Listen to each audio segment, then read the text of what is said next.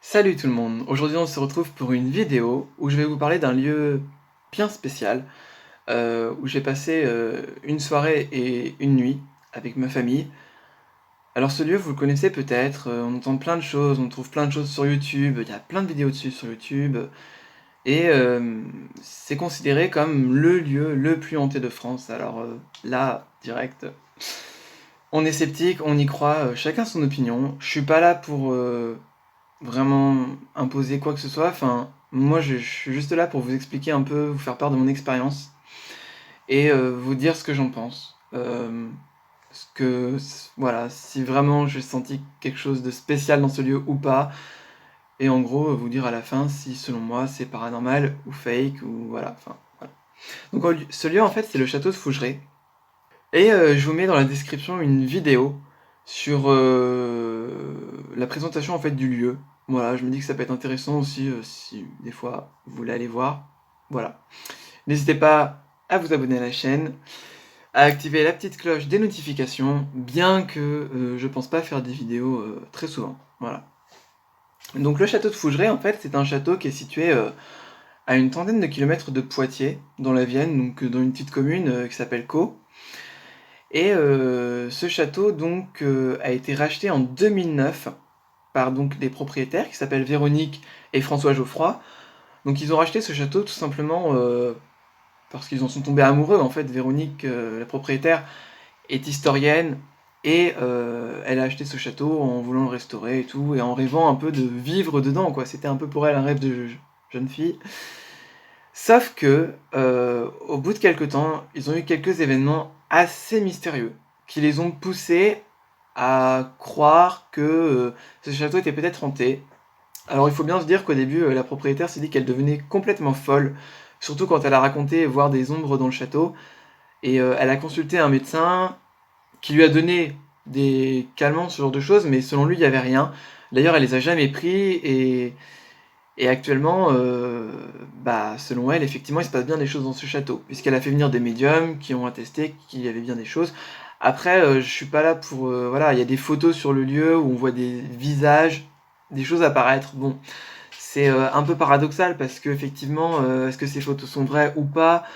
Oui, les scientifiques les ont vues, mais est-ce que c'est pour ça qu'elles sont vraiment véridiques? Bon, aucune preuve là-dessus. Maintenant, après, chacun a son ressenti. Voilà. Je vais pas trop m'étaler là-dessus. Pour le petit côté un peu historique, il faut savoir que ce château, en fait, donc les plus anciennes archives du château remontent à 1304, donc au XIVe siècle, au Moyen-Âge. Ce château, en fait, depuis 1304, il a connu pas mal de changements. Il a évolué, il y a eu des pièces qui ont disparu, des parties du château qui ont été détruites, d'autres faites. Voilà, il faut savoir que le château actuel, c'est pas celui qui était là à l'origine. Il y a juste le hall d'entrée qui n'a vraiment pas changé, qui date vraiment de l'époque, donc c'est assez impressionnant. Et il faut savoir que quand les propriétaires sont arrivés, dans le château, il y avait donc les gros meubles, c'est-à-dire les lits, les armoires.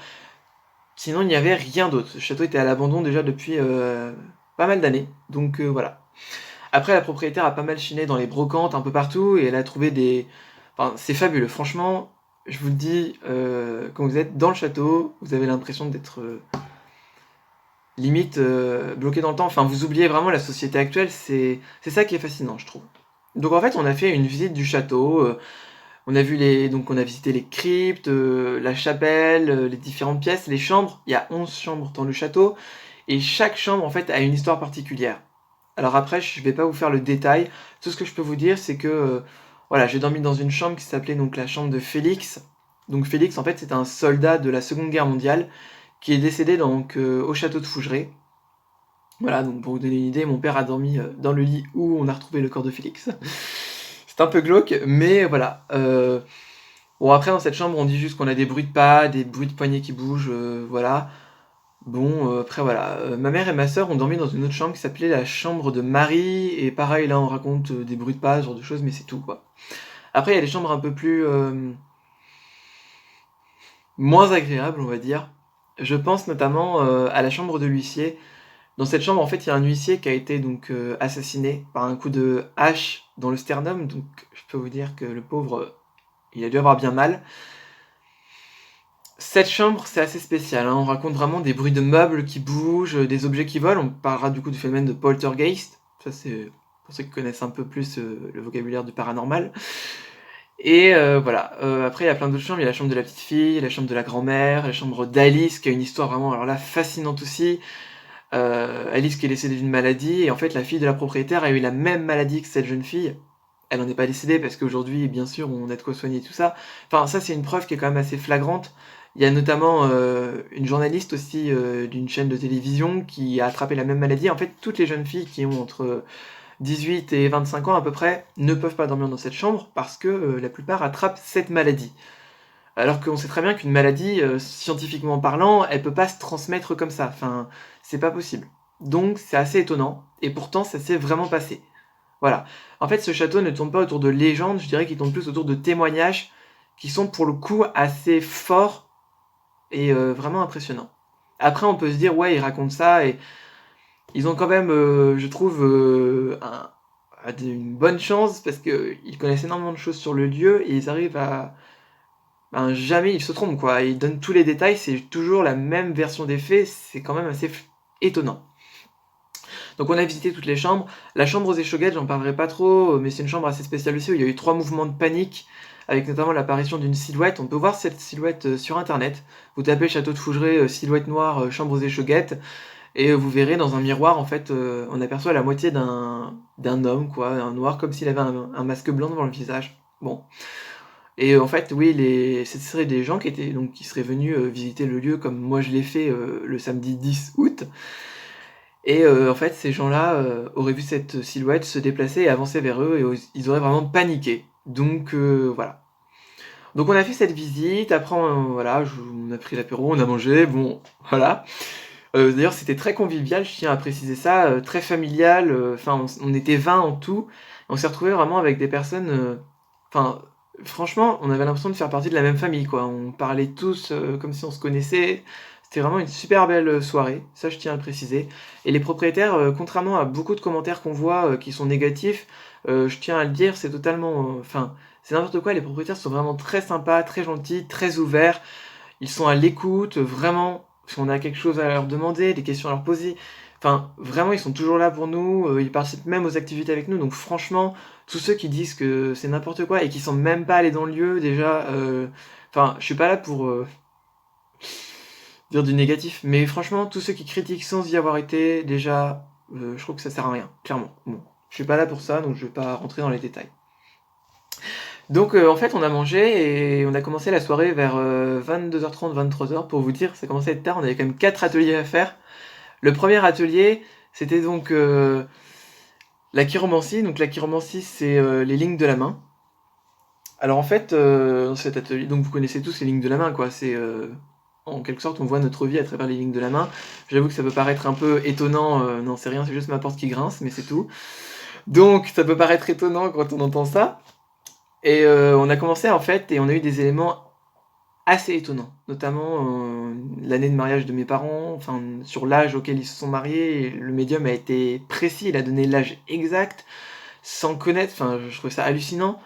Il nous a parlé de choses qui s'étaient passées, notamment, enfin voilà, pour moi, si vous voulez des détails, je vais pas trop m'étaler, on m'a dit que j'avais une hypersensibilité, mais notamment une carapace qui se forme, enfin c'est assez compliqué, mais enfin, c'est totalement vrai, et pourtant ça se voit pas comme ça sur ma tête, quoi, enfin voilà. On m'a également dit que j'avais un côté très artistique, ce qui est vrai, parce que je fais du théâtre, et puis j'adore l'art, enfin je me passionne énormément pour la peinture et tout, enfin voilà, c'est un peu en rapport avec l'histoire aussi. Donc des éléments assez flagrants, je vous avoue. Je vais pas tout détailler parce que après c'est personnel aussi, mais on avait un couple avec nous, et eux aussi ont eu des éléments pertinents, qui étaient quand même pour la plupart vrais. Alors que sur internet, vous pouvez taper mon nom, celui de mes parents, enfin n'importe, vous trouverez plein de personnes à notre nom, quoi. Mais en plus, je suis pas trop présent sur les réseaux sociaux, donc vous ne me trouverez pas vraiment. Donc j'avoue que c'est pas possible de me trouver comme ça, quoi. Je fais des drôles de gestes par moment, mais c'est pas grave, c'est comme ça. Donc voilà. La deuxième activité qu'on a faite, c'était le ressenti. Alors en fait, c'était quoi? Tout simplement, on s'est promené dans le château, dans les pièces du château, et on s'est mis dans le noir, et on essayait de demander s'il y avait quelqu'un qui était avec nous, qui était là, qui nous entendait, ou ce genre de choses, quoi. Et je vous avoue que ça peut paraître drôle, parce que au début on se dit ouais c'est super, il y en a un qui va faire un bruit et direct tout le monde va paniquer. On s'est mis dans une chambre qui est la chambre du chevalier, Dans cette chambre, en fait, il y a un chevalier donc, qui a vécu là au Moyen-Âge. Alors en fait, toutes ces histoires que je vous raconte là, c'est pas juste inventé ou je sais pas quoi, hein. Il y a des vraies archives qui ont été retrouvées par la propriétaire, qu'on peut consulter, qui prouvent vraiment tout ce qu'elle nous a raconté, hein. Voilà. Je fais bouger mon bureau, ça fait bouger la caméra, super. Donc on s'est installé dans la chambre du chevalier, et on s'est assis, on a attendu. Alors on n'était pas complètement dans le noir parce qu'en fait c'était une belle nuit étoilée, c'est le cas de le dire, donc on voyait un peu la lumière à travers la fenêtre. Donc voilà, c'est pour la petite précision. Et à un moment donné, en fait, on était plusieurs à regarder en direction de la fenêtre. Et on n'a pas compris ce qui s'est passé. Il y a eu en fait un grand... Ça fait bang, bang, mais en fait contre la fenêtre, comme si quelqu'un avait attrapé la poignée et donné un coup. Donc on n'a pas compris. Alors ouais, l'explication rationnelle, ce serait de dire il y a un oiseau qui n'a pas vu la fenêtre et voilà, le pauvre. Bien que quand même, on a regardé en direction de la fenêtre, on n'a rien vu. Alors ça s'est passé très vite, mais c'était quand même assez étonnant. Et c'est tout ce qu'on a eu dans cette pièce en fait. Donc après, on a changé de pièce, on est allé dans la chambre de la grand-mère. Bon, la chambre de la grand-mère, c'est quoi? C'est surtout des caresses dans les cheveux, plutôt du tactile, on dit, voilà. Bon, quelqu'un qui s'est fait embrasser, c'est un peu étonnant, mais voilà, c'est bizarre. Mais bon, c'est ce qu'on raconte sur cette chambre. Et franchement, j'étais super bien dans cette chambre. Limite, on m'aurait dit tu dors là, par terre, sur le plancher. Ah mais y a pas de souci, hein. Clairement, je m'allongeais là, je dormais, et j'étais super à l'aise dans cette chambre. Effectivement, il s'est rien passé. Donc on a encore changé de chambre. On est allé dans la chambre aux échauguettes, donc c'est la fameuse chambre où il y a eu des mouvements de panique. Euh, c'est paradoxal encore une fois. Il y avait des bruits très sourds dans le couloir, de pas, mais très très sourds. On n'entendait vraiment pas grand-chose. Alors les pessimistes vont nous dire il y a un enregistreur pas loin qui fait voilà. Euh, pensez ce que vous voulez. Clairement, les bruits étaient plus que sourds, donc c'est pas possible. Franchement, si les propriétaires avaient voulu tricher, nous bluffer, ils auraient mis quelque chose de beaucoup plus impressionnant. Donc voilà, donc clairement, on n'a pas eu grand-chose. Et le groupe qui est passé juste après le mien, parce qu'on était divisé en plusieurs groupes, eux, apparemment, ils ont eu des choses assez impressionnantes. Ils ont vraiment eu des bruits de pas qui ont fait paniquer un peu Même la propriétaire a paniqué, elle est dans le couloir et tout. Alors vous allez me dire, elle joue bien la comédie. Non, non, franchement, je pense que c'est une personne là-dessus qui reste très claire. Enfin, franchement, si vous y croyez pas, que ne critiquez pas, d'accord? Ayez votre opinion à vous. Mais si vraiment ça vous dérange trop, bah allez-y. Voilà, clairement. Allez-y et puis vous verrez bien. Voilà. Donc, du coup, la propriétaire a proposé qu'on fasse du spiritisme, et pour ça, on s'est mis autour d'une table. Une grande table en bois, mais limite en chêne, ça devait être un beau chêne massif, quoi, avec des pieds énormes. Donc la table, franchement, je peux vous dire, vous pouviez poser vos mains, la pousser, elle bougeait pas comme ça, quoi. Fallait vraiment y aller très très fort. On s'est tous mis autour, donc chacun se pouce contre pouce et les doigts contre doigts, quoi. Et on a attendu. Et au bout de quelques minutes, je vous jure, au bout de quelques minutes, la table a commencé à bouger. Mais moi, j'avais à ma gauche la médium, à ma droite la propriétaire. Donc clairement, je voyais tout ce qu'ils faisaient. Il n'y avait rien. Elles étaient comme nous, c'est-à-dire qu'elles touchaient à peine la table. Tout le monde était... Enfin, franchement, tout le monde était bloqué, quoi. Il y en a qui regardaient en dessous, enfin, on n'a pas compris ce qui s'est passé. Vous faites votre propre opinion. Mais franchement, c'était très impressionnant. Et je veux dire une chose, il faut le vivre pour le croire. On y allait tellement fort que le pied en dessous, il est un peu cassé. Donc voilà, on a arrêté. On est descendu, on a pris un petit guéridon qui sifflait dans l'entrée du château. On l'a mis au milieu de l'entrée. Et là, ça a été direct, hein. Le guéridon, il s'est balancé, enfin, ça, d'un côté, de l'autre. On a réussi à le faire tenir sur un seul pied. Je vous jure, il n'y avait pas de fil, il n'y avait rien. Le guéridon, je l'ai pris dans mes mains. Juste après, je l'ai retourné dans tous les sens. J'ai touché partout. Il n'y a rien. Et tout le monde regardait les mains de tout le monde. Chacun regardait en dessous. Personne n'a fait quoi que ce soit, je peux vous le jurer. Alors franchement, là, on a été bluffés. Et le plus impressionnant dans la soirée, ça a été juste après. Mais alors juste avant, le groupe qui a fait le guéridon après nous, eux, ils ont eu quelque chose d'encore plus impressionnant. Le guéridon, il s'est carrément soulevé dans les airs. Il était en lévitation. Et en fait, quand le guéridon se met en lévitation, on met les mains comme ça, autour du guéridon. On n'est plus comme ça, on est comme ça. Et on le touche pas, en fait. On le touche, on l'effleure. Et ils nous ont raconté que le guéridon, il était en l'air, quoi. Enfin...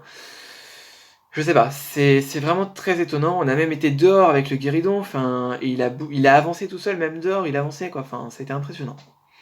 On a fait de la Ouija juste après, donc la Ouija, si vous connaissez pas, c'est comme une espèce de petite tablette, quoi, c'est en bois, sur lesquelles on a les lettres de l'alphabet, plus les chiffres de 0 à 9, et on a ce qu'on appelle une goutte. Donc c'est, voilà, une petite pièce en bois sur laquelle on pose notre doigt, mais vraiment le bout du doigt, juste comme ça, on effleure la goutte, et on demande si quelqu'un est avec nous. Et là, on voit si on rentre en contact avec une personne, donc j'avoue que ça peut paraître hallucinant que je dise ça comme ça. Sauf que on a été bluffé encore une fois. On l'a fait, on est tombé sur quelque chose de très impressionnant. Je vais pas le développer parce que c'est très personnel, ça concerne quelqu'un de ma famille, et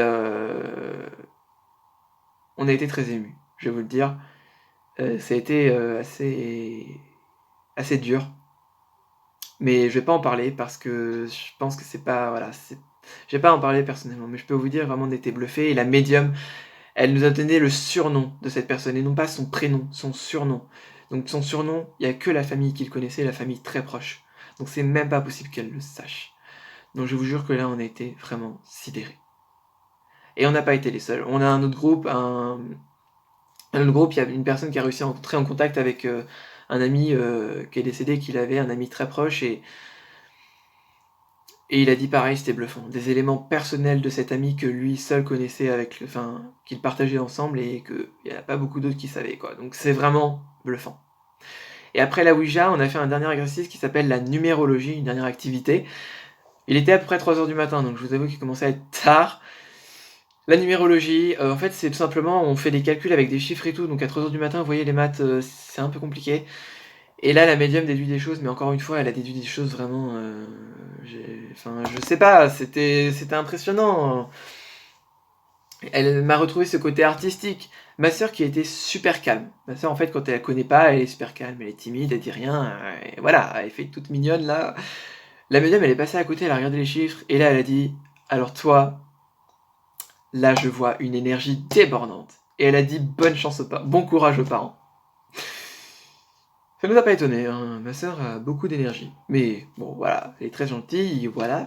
Mais en fait, c'était étonnant que la médium le trouve parce que toute la soirée, on nous a dit, elle est très calme, ils ont jamais vu la vraie personnalité, quoi. Et là, la médium l'a vue. Donc, waouh. Et il y a eu d'autres éléments dans la numérologie qui ont été aussi flagrants. Mais chose personnelle aussi, j'aime pas trop en parler. Après tout ça, on allait se coucher. Là, encore une fois, franchement, ça a été super sympa. Enfin, je veux dire, on se promenait tous en pyjama dans le château, tout le monde avait l'air de se coller, quoi. On était avec la brosse à dents dans les couloirs, enfin, c'était vraiment comme si on était une grande famille. On s'est couché. J'étais super à l'aise dans ma chambre. Franchement, chambre de Félix. J'ai même éteint la lumière parce qu'il n'y a pas de lampe de chevet, j'étais obligé d'éteindre, voilà. Et ben, j'étais super à l'aise. J'ai super bien dormi. Ouais, j'ai dormi 2 heures, parce qu'après, il fallait se lever, mais franchement, j'ai super bien dormi. Il y en a qui étaient dans la chambre, dans une autre chambre. Ils ont eu quelques bruits. Ils ont fini à 3 dans le même lit avec la couverture au-dessus de la tête, quoi. Bon, voilà. Là, je savais où j'étais. Normalement, il n'y a pas grand-chose. Il s'est pas passé grand-chose. Voilà. Voilà pour mon expérience à Fougeray. Faut savoir que c'est un lieu où il se passe des choses pas forcément tout le temps. Il peut y avoir des périodes très calmes et d'autres vraiment agitées. Moi, j'étais un peu dans l'entre-deux. Voilà. Il y a énormément d'enquêteurs sur le paranormal qui y sont allés, certains youtubeurs, je vais pas citer les noms, voilà.